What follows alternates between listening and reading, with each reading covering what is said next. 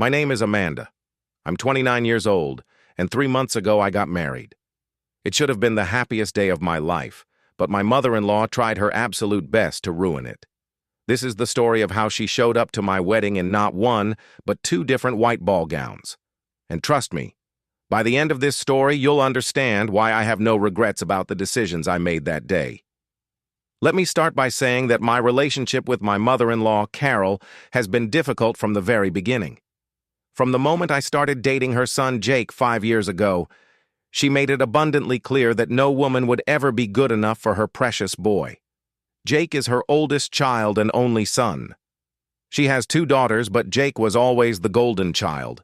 He could do absolutely no wrong in her eyes, and by extension, anyone he dated was automatically judged, criticized, and found lacking in every possible way. When Jake and I first started dating, Carol would make little comments. "Oh, that's an interesting outfit choice. You don't cook?" Jake loves home-cooked meals. I suppose not everyone goes to a prestigious university. Just constant little jabs designed to make me feel inadequate. Jake, to his credit, noticed and would defend me. But Carol was clever about it. She'd make these comments when he wasn't around, or she'd frame them as just trying to be helpful if he confronted her. When Jake and I got engaged 2 years ago, Carol's reaction was not what you'd hope for from a future mother-in-law. She didn't cry happy tears. She cried angry, devastated tears. She told Jake he was making the biggest mistake of his life, that we barely knew each other, even though we'd been together for 3 years at that point, that I was probably a gold digger after his money. For the record, Jake and I make almost identical salaries. We're both accountants. There was no money to dig for. But facts didn't matter to Carol. She'd already decided I was the villain in her story. Planning the wedding was an absolute nightmare, and Carol was the main reason why. She tried to insert herself into every single decision. She wanted to choose the venue, specifically the same church where she got married. She wanted to pick the flowers, white roses, because that's what she had. She wanted to dictate the menu, the music, the guest list, everything. She even sent me Pinterest boards full of what she called appropriate wedding dresses. Every single dress looked like something from the 1950s. High necks, long sleeves, nothing form-fitting, nothing that showed any personality. Basically, she wanted me to look like I was getting married in a convent. I politely but firmly declined all of her input. This was my wedding, Jake's wedding, not hers.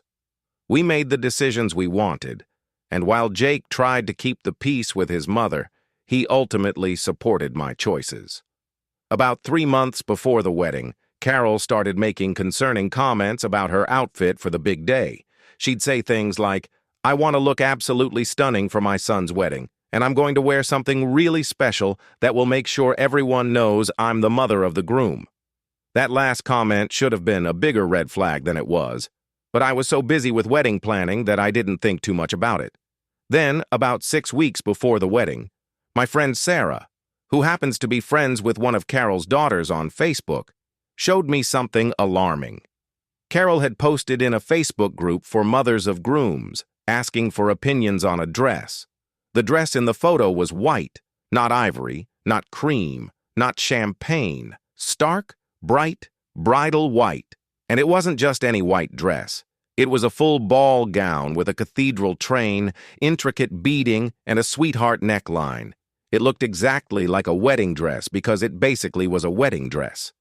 The comments on her post were mixed. Some people were telling her it was completely inappropriate, that everyone knows you never wear white to a wedding unless you're the bride. Others were encouraging her, saying things like, "It's your son's day too, and wear whatever makes you feel beautiful." I immediately showed the post to Jake. His face went pale, then red with anger. He called his mother right then and there and told her in no uncertain terms that she absolutely could not wear white to our wedding. Carol's response was predictable. First, she played dumb. "It's not white, it's ivory. It was definitely white." Then she claimed she'd already purchased it and couldn't return it, which was a lie because the post clearly showed she was still deciding. Then she got defensive and accused us of being controlling and trying to ruin her experience. Jake stood his ground. The wedding day arrived. It was a beautiful September afternoon, perfect weather, everything going according to plan.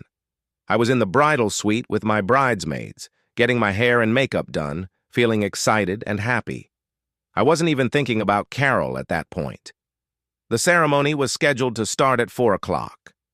At 3:30, about 30 minutes before I was supposed to walk down the aisle, one of my bridesmaids came running into the bridal suite with her phone and a look of absolute panic on her face. "You need to see this right now," she said. She showed me a photo. It was Carol standing in the venue lobby greeting guests. She was wearing a white dress. Not the navy dress she'd promised. A completely different white lace gown. It looked unmistakably bridal. I felt my heart start pounding. Jake's sister immediately called her brother. "Jake, Mom is here in a white dress. What do you want us to do?" I could hear Jake's voice through the phone. He was furious. "I'm going down there right now." Jake found Carol in the lobby. According to what he told me later, she was actually posing for photos with guests, smiling and acting like she was the one getting married.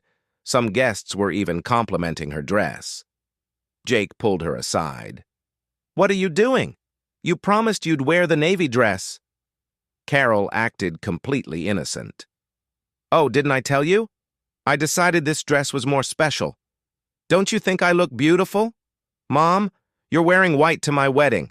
I explicitly told you not to do this."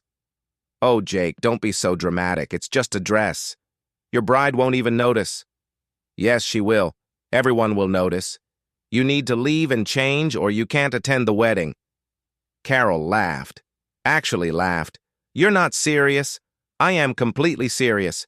You have two choices. Go home, change into something appropriate, and come back. Or leave and don't come back."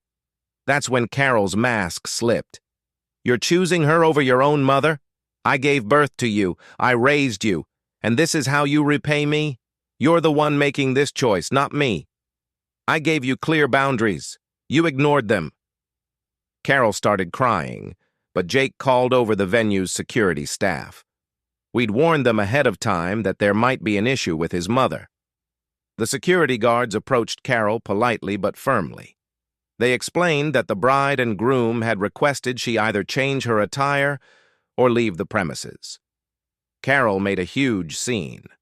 She started crying loudly, saying her son was choosing his bride over his own mother, that this was the worst day of her life. Guests were starting to stare. Finally, security escorted her out. She left, still wearing the white dress, sobbing dramatically. Jake came back upstairs. He looked stressed. "I'm so sorry," he said. "She's gone. We can start the ceremony." I asked him if he was okay. Despite everything, I knew this had to be hard for him. "I'm okay," he said. "I'm just done with her manipulation. This is our day, not hers. Let's get married." And we did. The ceremony was beautiful. I walked down the aisle, saw Jake waiting for me with tears in his eyes, and for those 30 minutes, I forgot all about Carol. We said our vows, kissed, and became husband and wife. It was perfect. But the Carol drama wasn't over yet. At the reception, about an hour into dinner, I saw Jake's face change. He was looking toward the entrance with an expression of disbelief. I turned around. Carol had come back, and she'd changed clothes into another white dress. This one was a white cocktail dress with sequins, even more obviously bridal. She walked in like nothing had happened, smiling and waving at people. Jake didn't even hesitate this time. He walked straight over to her and called security again. This time, they weren't as polite. They told her that if she didn't leave immediately, they would call the police and have her charged with trespassing. She left. Finally, for good. The rest of our reception was amazing. We danced, we laughed, we celebrated. Carol later sent Jake a long email about how we ruined her life. Jake responded with a single email. "You were told multiple times not to wear white. You agreed, then did it anyway. Then you came back and did it again. You did this to yourself. When you're ready to apologize, we can talk." That was 3 months ago. Carol hasn't apologized. She's been posting passive-aggressive things on Facebook about ungrateful children. We've blocked her. Some people say we're too harsh, but Carol had multiple opportunities to do the right thing. She was told clearly not to wear white. She agreed. Then she showed up in white anyway. When removed, she came back in another white dress. That's not a mistake.